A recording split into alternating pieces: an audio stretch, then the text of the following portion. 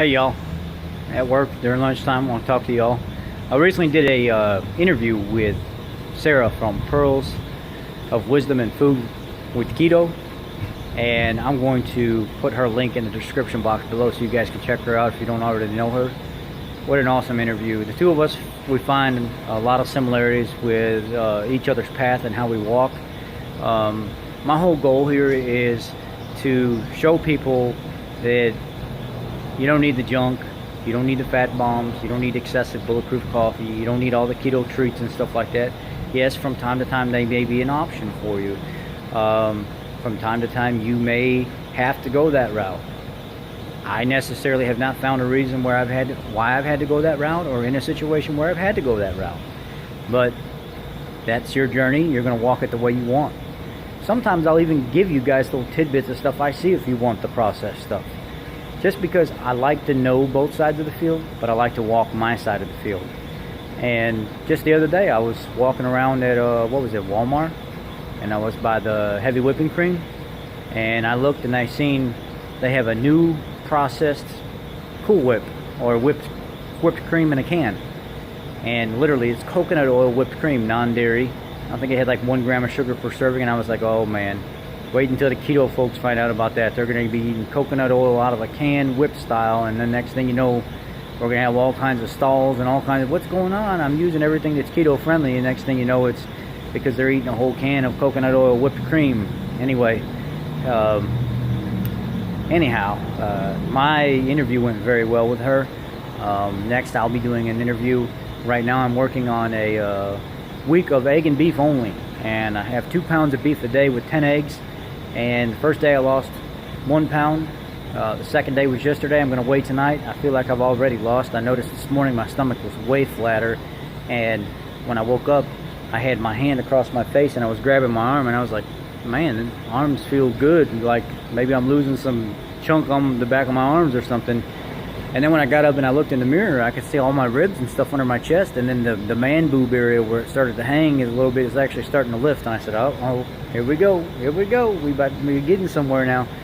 So this week of beef and egg only, it's working, but I can honestly say eating 1 meal a day, it's a little tough with that much food in one sitting, but it's doable.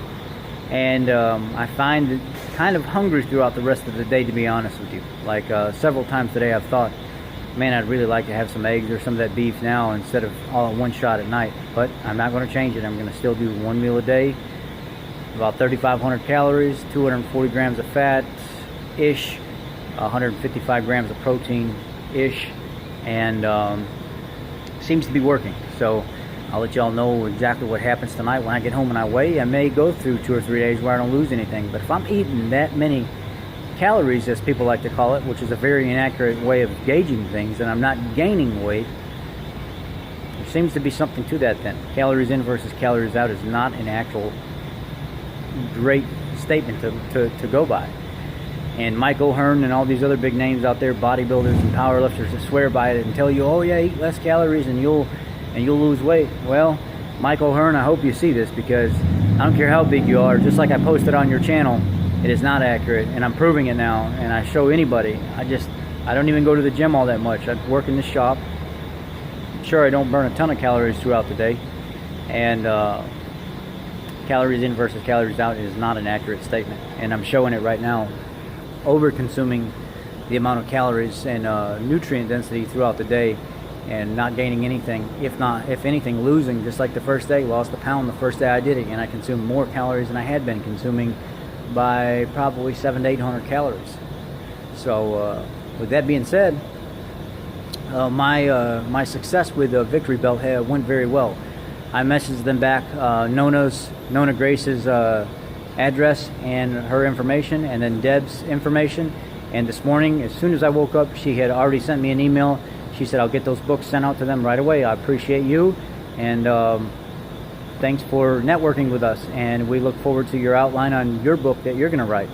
So I'm going to start working on that soon. So they want to see a little snippet of what kind of book I'd like to write, and outline the context of it and stuff, about my life with child abuse and drugs and living on the streets, homeless as a teenager, and going through foster care and being in 9 different families, and then Iraq, and then having to continue on in my adult journey and pick myself up and use nutrition as my guide to keep myself sane and on the right track, knowing and learning the hard way that nutrition is probably the most important thing to living a successful, healthy life, and then everything else kind of falls in with that. Nutrition and my belief in religion are the 2 most important things to me, and then everything else just kind of falls into place. And I realized that at a young age, and I'll continue using that for the rest of my life as a tool that will be my primary tool from my toolbox, and it will be something that I try to wear out daily, and just knowing that I'll never wear it out because it just keeps getting stronger and stronger.